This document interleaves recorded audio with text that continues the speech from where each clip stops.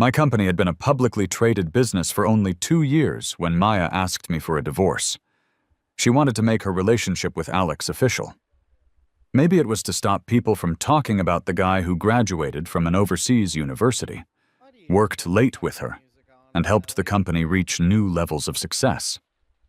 She said she was sorry, but felt we didn't love each other anymore and shouldn't keep hurting each other. I didn't want to let go, whether it was because of the 10 years we spent together or for our daughter. It wasn't until our daughter's birthday, when Maya quickly left after getting a call from Alex, that we had a car accident. When I woke up, I signed the divorce papers because I couldn't remember anything. And my mind was stuck in the time when I first met her. When Maya came into my fancy hospital room, I was learning to use a smartphone with help from the nurse. The accident had made me lose the last 10 years of my life. Back then, I was just a college student, young, lively, and full of energy. After the nurse patiently showed me how things worked, I ordered a fast food meal and gave a thumbs up, saying, "This is great, like living in the future." That's when Maya walked in and scowled, asking, "Liam, what kind of act are you putting on now?" I looked up and saw a beautiful and bright woman, but she looked impatient. She seemed like a stern businesswoman. Her attitude annoyed me, so I snapped back. "And who are you? You should know it's rude to shout at strangers." She stopped short, clearly not expecting me to talk to her like that. The nurse awkwardly explained that this woman was my wife. But how could that be? I was a good-looking, friendly, and cheerful young guy. And suddenly, after an accident, I'm someone's husband? The most surprising thing was that in the fancy briefcase I was brought to the hospital with, there was a divorce agreement. Maya consulted my doctor, who was famous all over the world, so there was no chance of lying about my condition. He confirmed I had amnesia. Back in my room, Maya sat across from me and watched quietly as I quickly ate my burger and fries. Licking the ketchup off my fingers, I asked her carefully, "Are you trying to trick me into marriage? I can't imagine I would choose to marry someone like you." Maya watched me for a moment, looking confused, as if she had never seen a college boy enjoy a simple meal. "Why?" Her voice was cool and steady. "First, I don't like women who try to control everything," I started.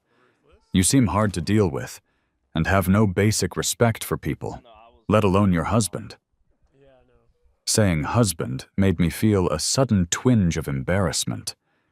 Second, I overheard gossip that a woman caused her husband and daughter to crash because she rushed off to celebrate an anniversary with her lover.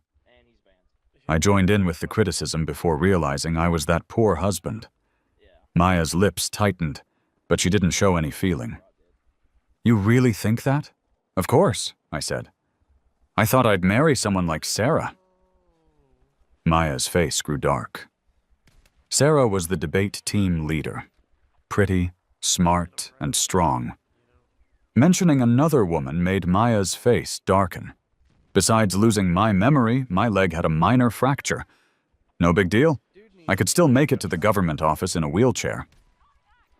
I happily took out the divorce papers, cleared my throat, and said, "Maya, you obviously don't care about me.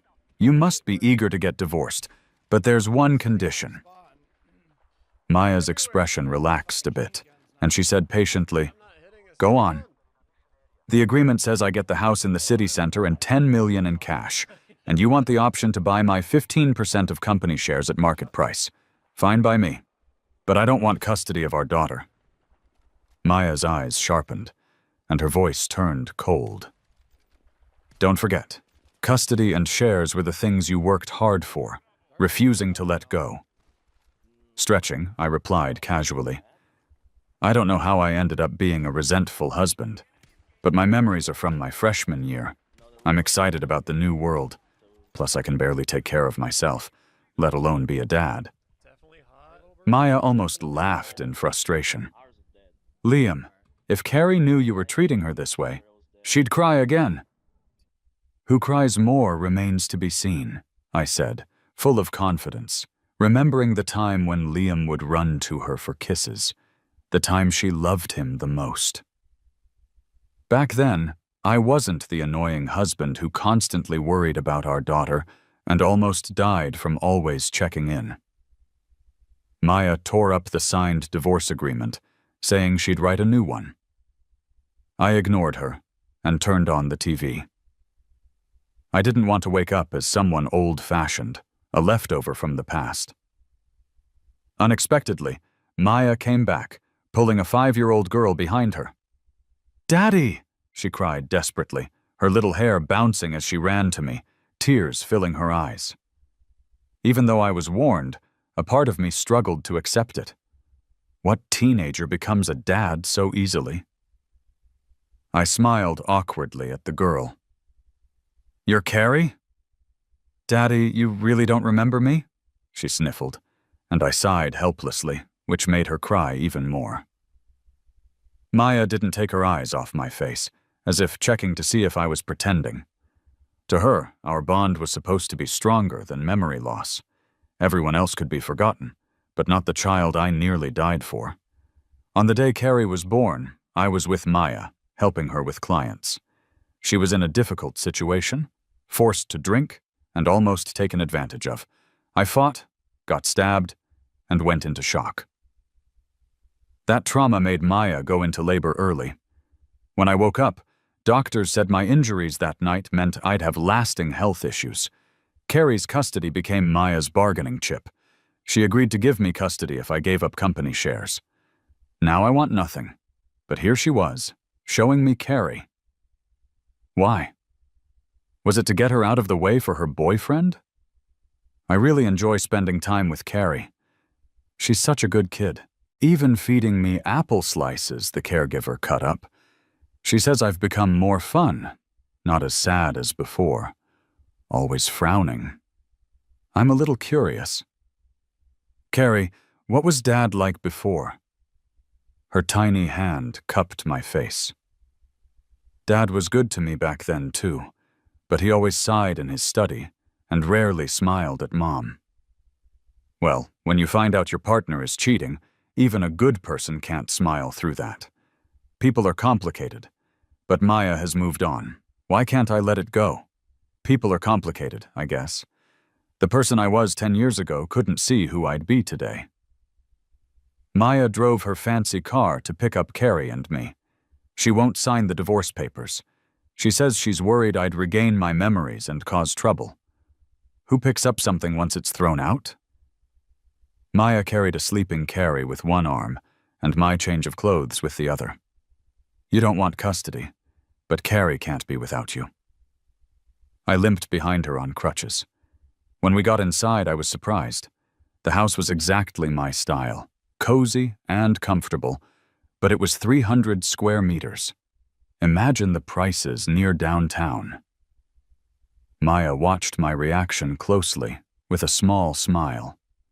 I felt thirsty. "Where's the glass? I want some water." It took Maya a while to find one and hand it to me.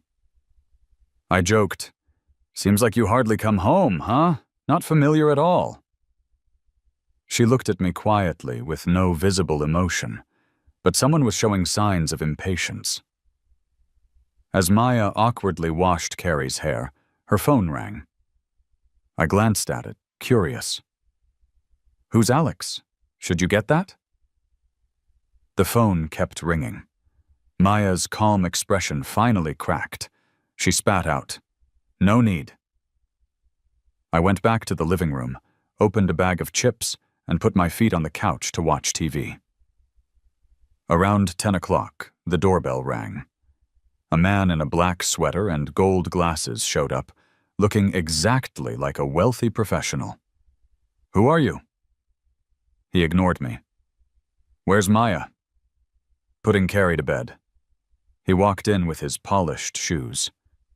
"Liam, why are you refusing to sign the divorce papers? Isn't Maya offering enough?" "The company's success is all thanks to me and her. You're just a stay-at-home husband. How dare you hold on to her?" I may have lost my memory, but I'm still smart. This must be Maya's lover. Bold and boastful, even aggressive toward me. It's frustrating. I suddenly understand why I couldn't let go after all this time. It's not about still wanting the woman. It's about swallowing this bitter pill. Maya heard the noise and appeared. Alex switched to a polite tone. Maya, I've been waiting. Weren't you coming back after they left? Seeing my amused look, she seemed uncomfortable. I'm worried he can't take care of Carrie, so I'm staying tonight. Alex sighed dramatically. But you promised you wouldn't be with him anymore. What's this soap opera twist? I shooed them. Take Carrie and leave. Don't interrupt my TV drama. Alex glared. Liam, don't think backing off will make Maya change her mind. Are you nuts? Said. I didn't say anything and you filled in the blanks yourself. Do you want the contact for my doctor? He's great. Maya pushed him out. Go, I'll handle this. Alex left, clearly annoyed. I sipped my drink, couldn't help asking, by the way, why hasn't my dad visited after my accident? Maya paused. Words failed her. Flashes of a year ago came into her mind when Liam's father was on his deathbed, and I begged her to return for a final goodbye. She claimed to be abroad, too far to come back. In truth, she was in Switzerland with Alex.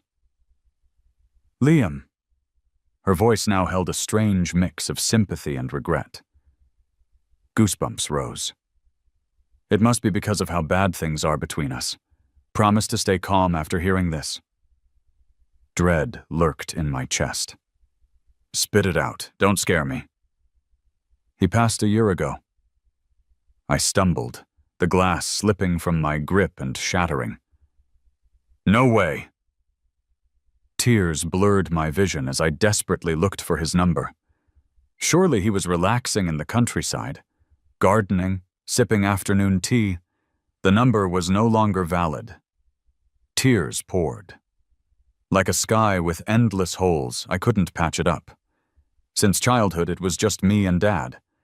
He went against my grandfather, loved a reckless woman, and had me. It's a tough life. And now I've failed to live better. He'd be so disappointed. Maya held me as I cried, wiping tears like comforting a child. Liam, don't. I pushed her away. Leave. Dad worked multiple jobs to raise me. It was tiring, but he was strong. If not for your insistence on early marriage and kids, I wouldn't have lost him. He always said if I didn't behave, it'd kill him. That's not how it went. Maya tried explaining, but her words felt hollow.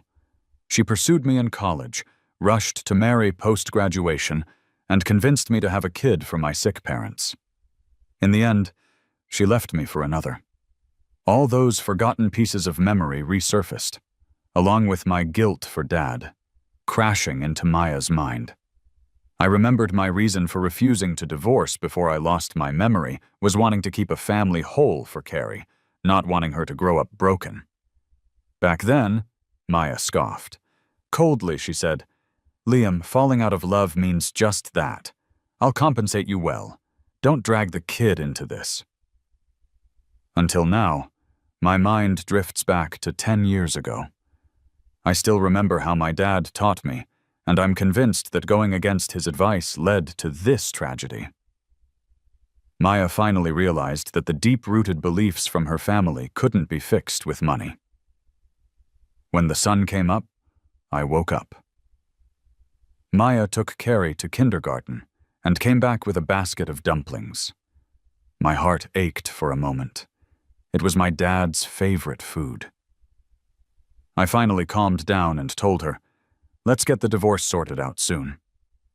Maya disagreed. Your dad died from illness. It had nothing to do with you. In fact, he was quite happy with me and believed I could take good care of you. No need to blame yourself. I knew I was overthinking it, but waking up to find the person who loves you most is gone. You need an outlet. Things got tense. Maya refused to go to the Civil Affairs Bureau and started spending more time at home. Ms. Always Busy. Maya patiently picked Carrie up from school and even cooked dinner. A totally different person than the one I saw when I first woke up. During dinner, I couldn't help but ask, "What's gotten into you? Did you forget you had another life outside?" Maya glanced at me, put a piece of boneless fish in Carrie's bowl, and calmly said, "Don't talk nonsense in front of the child." I smirked. As far as I remember, I didn't really bad-mouth her in front of our daughter. They seemed to get along just fine. Later, Carrie clung to Maya, asking for a bedtime story, and whimpered, "Mom, Dad said you were too busy to be home. Are you on a break now? Will you stay with me forever, second best in the world?" "Yes." I was stunned, listening. When I was young, my mom left us, but my dad rarely spoke ill of her. It wasn't because he couldn't let her go. He just felt that I had already lost her presence, so he didn't want me to grow up bitter. My dad gave me twice the love, tried to meet all my needs, and competed with other moms at parent-child events. He said, "Anything moms can give, I'll give you. Anything dads can provide, I won't fall short." Being a single dad was just too tiring. He didn't want me to repeat his path. Remembering my loving dad, I grabbed my laptop to look for work. Maya had mentioned that after Carrie was born, I'd quit my job. Her affair even mocked me for being a house husband with no contribution. If my dad were alive, he'd be furious. He spent so much effort and money on my education, cutting corners to get me tutors. He definitely wouldn't want me to just sit around. When Maya put Carrie to sleep, she saw me updating my resume. She frowned. "You're looking for a job? I've given you enough money to live well. What about Carrie if you work?" "Strange. Carrie's in kindergarten. Why can't I work?" "You've always been the one taking care of Carrie. What if she gets sick?" "There's no what if," I cut her off coldly. "Then come help at the company. I'll pay you the highest salary." I chuckled in disbelief. "If I remember right, isn't that guy also in the company? You want them both, or you want to see me embarrassed?" "That's not what I mean. Carrie's weak. If she gets sick, it's easier for you to take leave." "I think you're the one who's sick, and it's serious," I said. I logged into an old app, and a college friend, Sam, sent a message. "Liam, you're something else. Graduated and ran off to a city, got married and had a kid, ditched your old friends. Want to come back for N University's centenary?" I bought a ticket without a second thought. Oddly, even though I lost a decade's memory, the city felt familiar. Sam cheered, "You really lost your memory? Remember that time I embarrassed myself in the girls' bathroom? I'd forgotten, and now I'll remember for another 30 years thanks to you." Annoyed, he asked if I remembered Sarah. That made me happy. Sarah was famous at N University, super pretty, well off, debate team captain, top in her major. Sam rambled on. "The goddess had a thing for you, the handsome, cheerful freshman. During sophomore year, she went abroad and reconciled with her first boyfriend, didn't come back. You were a wreck, giving Maya her chance." Then he switched topics. "Heard Sarah's running a company in a city. Have you two met?" I honestly didn't recall.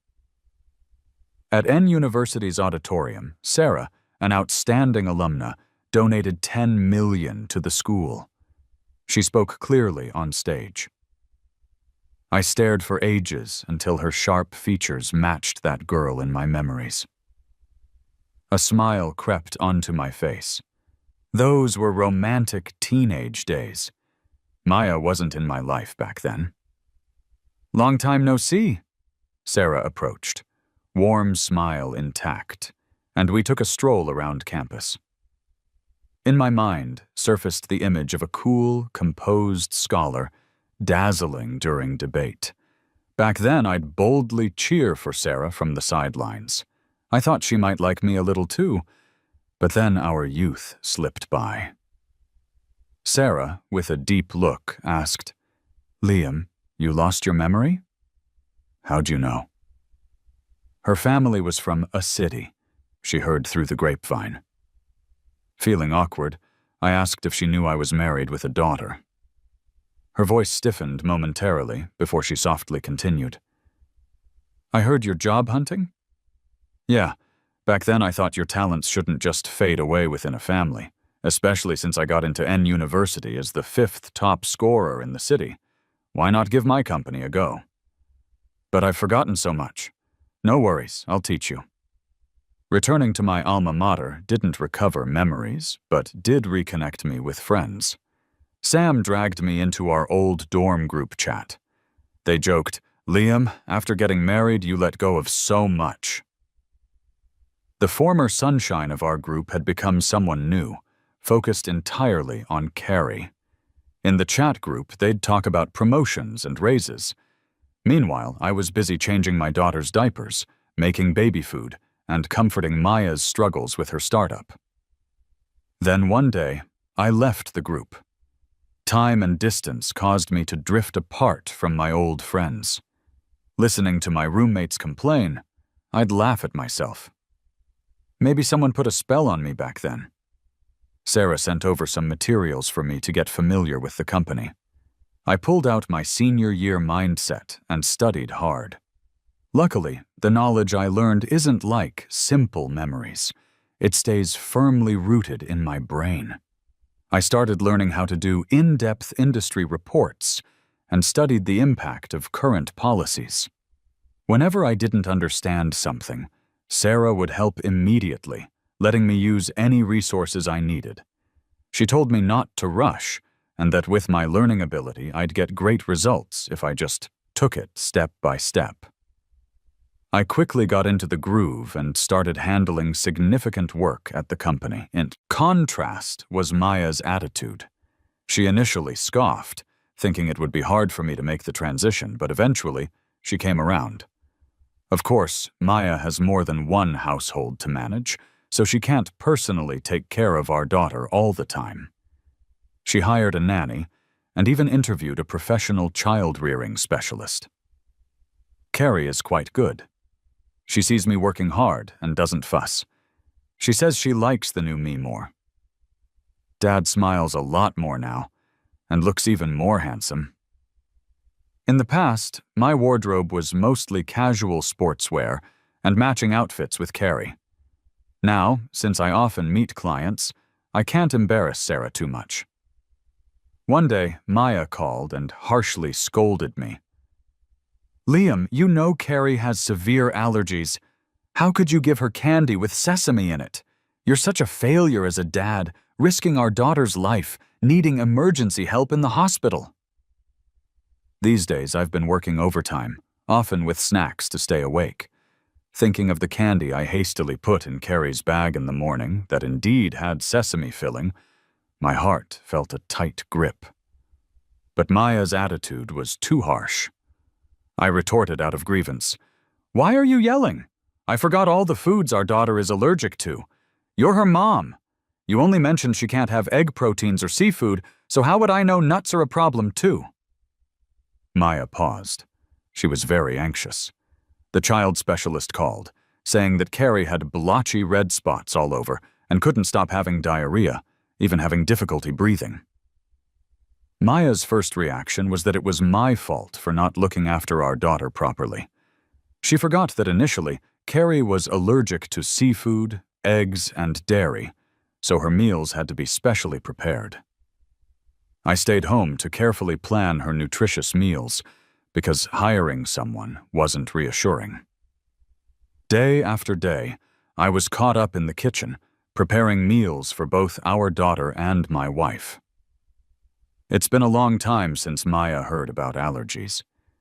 Not because Carrie's immunity strengthened, but because of my silent efforts. But after the company took off so rapidly, the allure of the tempting world outside meant the warm, ordinary moments at home no longer kept her tied down. The sudden realization struck Maya. It felt like a piece of her heart was missing, and she knew it might be lost forever. When we got to the hospital, Carrie was half asleep on the bed, her long lashes wet with tears, looking so small and helpless. My nose tingled with guilt. The little girl opened her eyes, asking for a hug. "Daddy?" I reached out, embracing her warmth and softness. Over time, I was adapting to being a dad and accepting everything that came with this new chapter. "Sweetie, I'm sorry for forgetting about your allergy to sesame." "It's okay. Everything you used to make was by your hands. I just miss your snacks. When you're better, how about I make you some?" Maya stayed overnight for the first time, probably afraid I'd give our daughter the wrong things again. As I was about to leave, she followed me. The hospital corridor was quiet, the air filled with the smell of disinfectant. Maya spoke. "Liam, I'll give you $10,000 a month if you would quit your job and stay to look after Carrie." I looked at her like she was crazy. "So what? Do you consider me a nanny or a nutritionist?" "I don't mean it like that. You could stay home and care for Carrie. Why not now?" "Because I forgot. I've risked my life to build this family, and I can't anchor my future on you any longer. Leaving a gap in my resume makes finding a job tough. You want to keep me trapped for another decade so I'd have to beg you and your affair partner?" "Liam, I've said I wouldn't let you be put out. Don't be stubborn." "People's hearts change." My phone rang, so I ignored her. "Sarah, you're at Hotel K? I'll be there soon." Anger spread across Maya's face as she grabbed my wrist. "Where are you going at this hour? What's it to you? Meeting someone? That's not happening." "You can't stop me." "Then I won't stay with Carrie, you can." "Crazy." "Liam, you said you'd only belong to me in this life. Why break that promise now?" Is she losing her mind? I pushed her away. "Maya, when we got married, I'm sure you vowed to love me forever too. You broke that promise, so why should I keep mine?" Maya's hands dropped with a look of dejection, watching my fading figure. Memories rushed in. In the early days of her startup, I'd hand out flyers, beg customers, and pick her up late at night. Every scorching summer day and freezing winter night, I was the only one by her side. After Carrie came along, worrying I'd get in the way of her work, I took Carrie for checkups on my own. Unlike the pediatric ward we'd just passed, where many kids were with both parents, but I never complained. Somehow, all of it got forgotten once Alex arrived in our lives. He sweet-talked her into thinking it was only once he got there that the company took off, and he was the one destined to share in the success. She completely forgot that all great accomplishments require a foundation built from the ground up. Without my efforts, the company wouldn't have even reached the point where it had a chance to grow. Sarah wasn't someone who'd ask me to pick her up just for being drunk. That night, she had met with a big client, an alum from University N, and wanted me to touch base. Seeing my nervousness, she encouraged me, "Don't be scared. Once you do it the first time, it'll be easier. Get ready to head back to In-City tomorrow for another big deal." "It's a great opportunity," she added with warmth. I appreciated it a lot. With my poor resume, there's no way I could have grown so quickly without Sarah's help. She had her driver take me home before leaving slowly in her fancy car. Early in the morning, Maya called while I was already at the airport. "Liam, your suitcase is missing. Where are you heading?" "For a business trip. With Sarah? You're married, you know? You're crazy. Doesn't your company send male employees on trips? Quit and come home. Your daughter needs you." "You're lying. I called her first thing, and she said she felt better. Mom's not even at the hospital. You have someone else to keep you company. I've got work to do. Seems fair to me. Just stop. What about Alex?" "I don't want to talk to someone who's clueless." I hung up abruptly and prepared to board. Maya gives me a damn familiar vibe.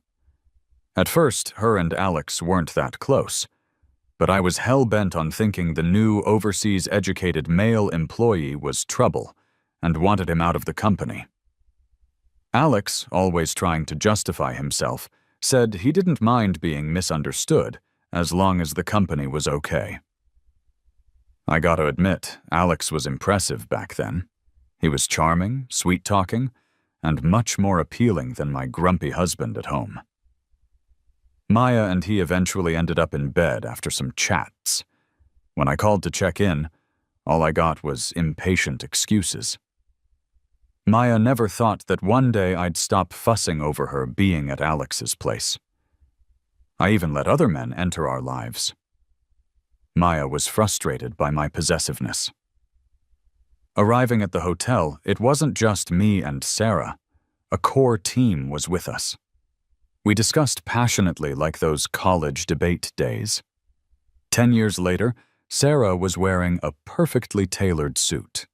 Tall, composed, and graceful. I couldn't help but compliment her. "You haven't lost your charm. Still smart and beautiful. I bet you captivate everyone." She smiled. "And you, just as sunny as before. Quite the change from last year." I caught a fleeting hint. "Where?" "Back then your dad had just passed. It's good we're past it now." I felt a moment of darkness, but quickly regained clarity. This time, I've pieced together my past from clues around me. An anxious, stay-at-home dad, frantically checking in, tangled with a cheating wife, out of touch with society. Each label screamed despair. But post-amnesia, I didn't battle demons. Cutting losses found me new horizons, rediscovering the hopeful me. Sarah snapped a picture of me brimming with confidence. "Let everyone see the shining new you." Many said I looked handsome and confident now, but Maya became more nagging. She called several times, asking when I'd be back. Said with seasonal change, Carrie got sick twice and visited the hospital thrice. I decided to only call my daughter. Coughing, her soft voice said, "That mean uncle is annoying. He said I faked being sick, blaming you, Dad. But Mom doesn't seem to believe that anymore, and they argued. Did I do something wrong?" "Of course not. Tell someone if you're sick, don't keep it in." I could guess what was happening. Carrie's always been weak, a frequent patient. But before, Maya rarely took care of her. When not home, she'd believe Alex's suggestions that I purposely made Carrie sick to make Maya come home. Caring for her herself, Maya found it wasn't just about money with a weak kid. "You certainly can't just leave it all to a nanny." Carrie told me not to rush back. "I miss you, Dad, but I love it more when you're like a happy little son." What a sweet daughter. Just like I love my dad, she deeply loves me too. The day the deal closed, Sarah and I walked out of the hotel near my alma mater, smiling. Unexpectedly bumped into someone. Maya's dark eyes locked on mine. Her aura was intense. First thought? A crazy woman about to attack. Ready to ignore, I heard her slightly hoarse voice. "Why didn't you pick up my calls?" Who has the time to listen to the ex-wife pressuring me to be a stay-at-home dad in between working hard? She disregarded my silence. With an appreciative look, she checked me out. Sarah's stylist dressed me in an Armani suit. I looked sharp. Far from the shabby stay-at-home dad in oversized home clothes, busy with cooking, childcare, and hospital trips. Sarah casually asked, "Liam, want to join the celebration party tonight?" Maya cut in. "Carrie's here. The nanny took her to buy your favorite dumplings near school. She said she'd never been to your college and wanted to visit." What's with that move? I'm at a loss. Sarah was unbothered. "No problem. Deal sealed. Feel free to leave separately. The ticket's on the company." Maya's competitive side flared. "No need. We'll fly back first class." After colleagues dispersed, I questioned Maya. "We're getting divorced. What's with this?" "I thought you came alone with her." Not answering my calls hurts. I chased her before, and she didn't care. Now that I'm no longer circling around, she's following me. Carrie was holding my hand, hopping along the college path. I got inspired and showed her where I won races and where I was late for class. Carrie gleefully frolicked on the yellowing grass. Her sweet smile resembled my younger self. By dusk, Maya trailed behind, her face pained. "I'm sorry. Just remembered we once said we'd return here with our kid. It's nice we did. In many mornings here, you brought breakfast from my college to the neighboring one for me. Daring middleman for my first entrepreneurial attempt, you faced rejection selling product in boys' dorms. When funds were low, knowing I spent on ramen to get you a bunny cake moved you to tears." Maya dreamt of on-campus entrepreneurship. I often used my allowance to support her. For my birthday, she did 2 days of hard labor last minute to afford a surprise, got injured moving furniture. Watching my girlfriend hobble toward me, cake in hand, I broke down into tears. "Maya, why are you so silly? I've had cake before." "It's different. You only turned 20 once. I wanted to get you the sweetest thing in the world." But later, she forgot even my birthday. Luckily, I forgot everything, whether it was happiness or hurt. Maya, however, got stuck with the memories. The more she talked, the more guilty she became. Her face suddenly looked like she owed me a fortune. I just showed indifference, maybe even a touch of coldness. If we walked all this way together, and you still betrayed me, then you deserve to be forgotten.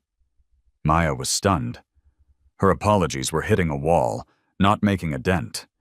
She had nothing left to say. In the quiet campus, her phone rang. She ignored it. The caller persisted. She declined a few times, but finally answered. Alex's voice shrieked out, audible even without speaker. "Maya, why are you avoiding me? Didn't you promise you'd divorce that guy and meet my parents? I told you he'd be manipulative, pretending his daughter's sick or that memory loss thing, betting you'd go soft." The call ended. Maya suddenly clutched my arm. "Liam, for Carrie's sake, can you give me another chance?" I shifted my daughter, asleep on my shoulder, taking 2 steps back. "Maya, I forgot, but I'm not stupid. You and Alex are already at the meet the parents stage. I don't want a woman who's been sullied." She looked pained. "I won't go with him. I've remembered a lot since your amnesia. You did so much for me and our daughter. I don't believe you can leave us." "Are you crazy? Get your head checked." I quickly left with Carrie in my arms. She stood dazed, watching us go, her eyes reddening. The leaves were falling, like replaying our youthful days, eating, shopping, catching a movie, making sweet memories. We once promised to spend a lifetime together, imagining concert nights together when old. But in the end, Maya found someone new, and I lost my memory. Returning to the same places, I see only familiar scenery, no longer anyone dwelling there for someone else. Maya is a whole new person. She suddenly spent more time at home, doing crafts with Carrie, clumsily making my favorite braised ribs. I was the one working late and attending social events now. Alex found a way to contact me. He kept provoking me. Spent my birthday with him watching fireworks instead of with me. Bought him the latest designer watch for a parent-child event. Liam, stop pretending. You're just using Maya's sympathy to hold on to her. Didn't you know how gentle and tender she is in bed with me? Doesn't this guy realize my memory only covers simpler college days? I sent Maya screenshots. Control your lover. Hurry up with the divorce. If he keeps being the secret third wheel, he might explode. Maya's expression changed. I'll handle it. Who knows how she spoke to Alex, but he cornered me at Sarah's company demanding answers. Liam, what did you say to Maya? Why is she suddenly bringing up old stuff? I've been overlooked for so long. Now that the company's going public, it wouldn't have happened if I didn't do my part, letting you play house husband in peace. I was speechless. Alex, losing control, smashed a glass bottle and forcefully shoved me. My hand was deeply cut, blood staining the ground. Maya arrived as Sarah called the police, personally tending my wound. Alex collapsed into Maya's embrace, crying desperately. "Don't leave me! Without Liam complicating things, you wouldn't dare ask for everything you spent on me back." Maya pushed him away, voice icy. "It's not Liam. You were greedy. Your hand is in the company funds." His answer was a hysterical cry. "So what if I fell for a married woman? I deserved being blamed. But if I hadn't secured that order, the company wouldn't have rebounded, let alone go public." Sarah's actions paused. Maya's gaze grew complex. "Alex, are you still lying? I checked. The one who threw us the lifeline admitted it was because of Liam." Alex had taken credit. He left his job and got close to the CEO. Maya looked scornful. "Alex, you faked your credentials. What else can you do but lie?" His face flushed, lips quivering. "You pampered your husband back then, constantly jealous for him, worrying about family, even during near bankruptcy. I want a good wife. What's wrong with that?" I'm stunned by his twisted logic. I aimed a solid kick at him, not concerned about the aftermath. Alex toppled over, his face scraping against broken glass, leaving a long scar. Enraged, he tried to charge at me, but Sarah and Maya stood between us. While giving statements, the camera was a blind spot, no one else to blame. Alex had plotted from the start, picking a secluded corner to attack. Maya and Sarah testified, saying he struck first, and I'd just defended myself. Alex couldn't believe it. "Maya, you're accusing me falsely over this freeloader." Maya's voice turned colder. "Don't think I don't know. You bribed the babysitter to lace the pastries with peanut butter to force me to give up custody of Carrie. If I hadn't been home more often lately, she could have almost died because of you. How dare you try to harm my daughter? You're heartless." I lost it and slapped him across the face at the police station. Alex acted insanely. She always competed for attention, pretending to be sick so her mom would come back home. Men's jealousy is terrifying. Regardless of age, they hit just as hard. Carrie wasn't hurt, so Alex didn't go to jail. But his smugness didn't last long. Maya fired Alex for faking his degree and tried to win me back by reclaiming all the money she spent on him. Corner a dog, and it bites back. Alex drank heavily and tried to crash his car into me and Carrie. Maya, probably feeling guilty, pushed us out of the way and got hit by the car. The air went dead silent for a moment. Alex pounded the steering wheel and yelled, "Maya, why save them? They're not worth it. Liam, Maya never loved you. The day your dad died, she was with me skiing in Switzerland. If you get back together with her, your dad would look down on you from the grave." Maya turned deathly pale, lying in a pool of blood. I'm just like that. If I can't have someone, no one else can. Obsessive love is terrifying. Maya survived, but at the cost of losing a leg. When signing the divorce papers, she said bitterly, "I thought maybe you forgot about Dad, and we could start over. But now that you know the truth, you'll never forgive me." Indeed, I didn't regain my memory. But the way I loved my dad, I could never forgive my wife for flirting with another man when he was dying. That wasn't just a betrayal to me. It cut deep into my dad's heart. When Dad was about to pass away, he wanted to leave me in Maya's care, but she didn't even pick up the phone. His unsaid last words became his final regret. "I'm taking custody of Carrie and more shares." Maya agreed, saying she owed it to me. "I'm sorry. The ups and downs of life can make someone truly admit their mistakes. Liam, I hurt you in the past. I hope you don't hold it against me." I felt no waves inside. I don't hate you or remember anything with you. Maya's face turned pale. Liam, how can you not remember? It meant our shared memories were only kept by her. Maya grew more discouraged. Business went bad, and her health deteriorated. I left without hesitation. The cashed-in money was enough for Carrie and me to live comfortably for 2 lifetimes. Later, I heard Maya had Alex tortured in jail. Without him, she could have had a complete family and a bright future. But you can't undo betrayal. There's no turning back. Not regaining memories wasn't bad for me. I lived as if I'd never been hurt, embracing life, chasing dreams anew. Carrie said, I love the dad now, always smiling and happy, like a warm little lamp on the nightstand. I got promoted and a raise. At the company gala, Sarah proudly introduced me to the CEO of our group. Who knew that he'd immediately smile upon seeing me? Isn't this the guy you asked me to help back then? Turns out Sarah was the one who helped Maya's company back then. In the banquet hall, music flowed. I twirled my wine glass. Sarah, why didn't you take credit for your good deed? She pondered for a moment, clinking glasses with me. I went abroad on an exchange, not staying for my first love. I got seriously injured while skiing, healed abroad for a long time, and went on to graduate school there.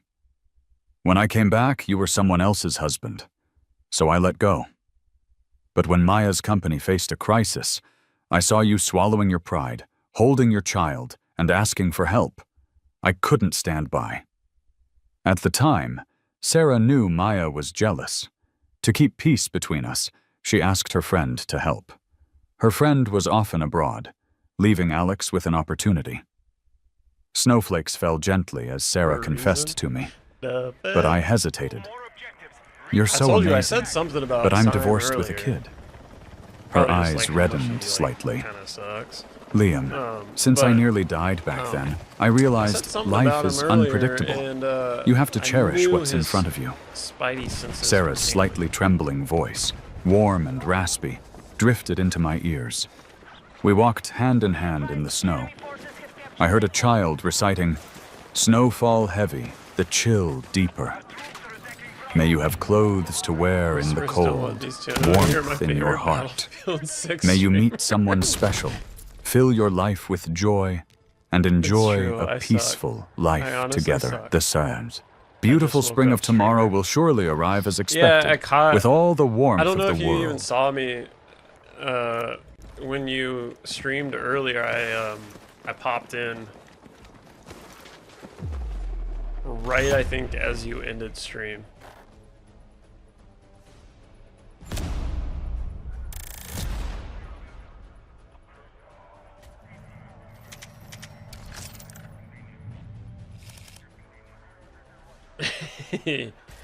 Yep.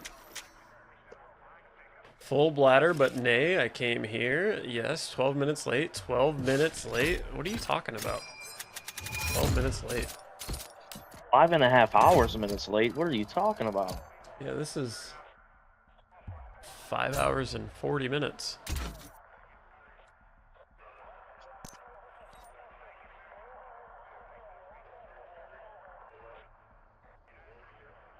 Tom, you gonna be our fourth? Hey, you gonna hop on, Simon? With your 200 ping? I can't talk shit. My internet. About to say you're at 170. What are you talking about? Am I? Oh, the fuck. Oh, I don't know. No, I'm not.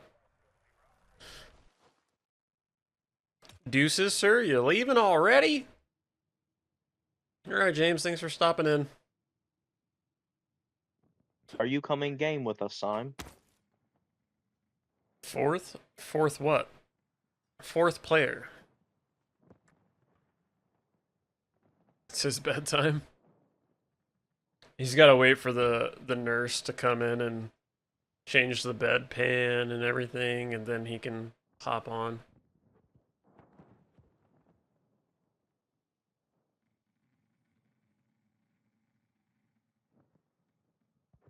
Fourth in the bed. Ayo.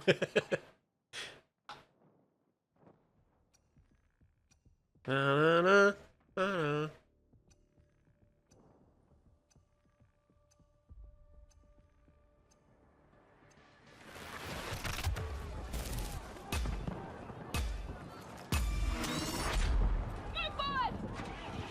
Mission objectives are confirmed. Capture and resist all hostile attacks. Let's go. I know we don't do the self-promote thing here. Yeah, fuck off. I'm just kidding. Honey.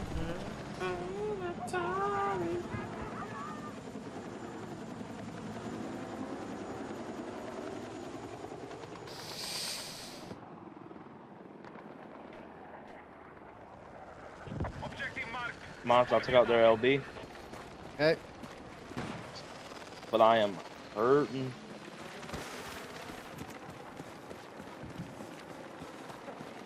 Wait, how do you get a fucking Damn it. Pokemon by his name? Who has a Pokemon by their name? Me? Who? Who has a Pokemon by their name? Hurt. What the fuck was that? James does? Oh, I don't know. I don't really twitch. Only when I'm getting my hair cut. Over here. I need a fucking medic. Let's go. Need a medic. Confirmed in your area.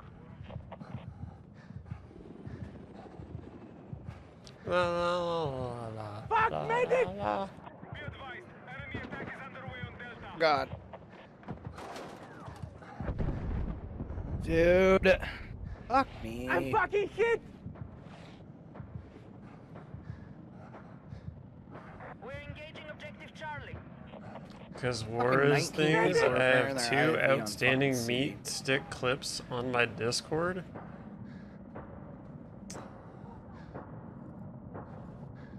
Yeah, but nobody was here to clip me sniping the attack helicopter. I fucked up. I came in without my RPG. I got this stupid igloo. Be advised, objective Echo is under attack.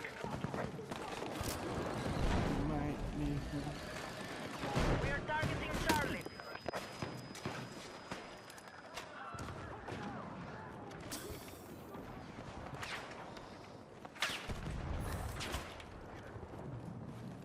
Get the fuck out of the way.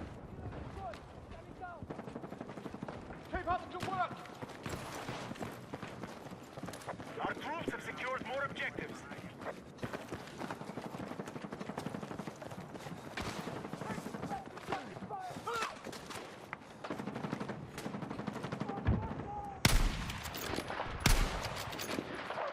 Did he just jump out of that?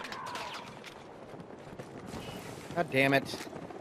Well, that was a bit of a tone shift on the music. Yeah, this is just like my liked songs playlist.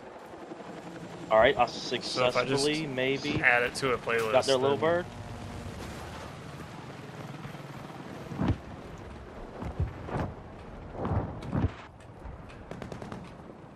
We're engaging objective Echo.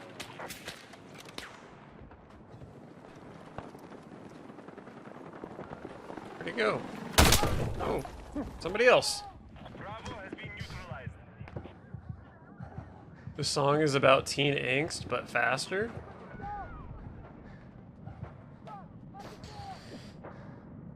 I random my library all the time. It's pure chaos. I would do that, but like, there's like full albums of shit on here that when I first got Spotify, like I'd like a song off of an album, so I'd add the entire album. And not every Oh, I did song steal theirs. Hell yeah. on an album is a banger.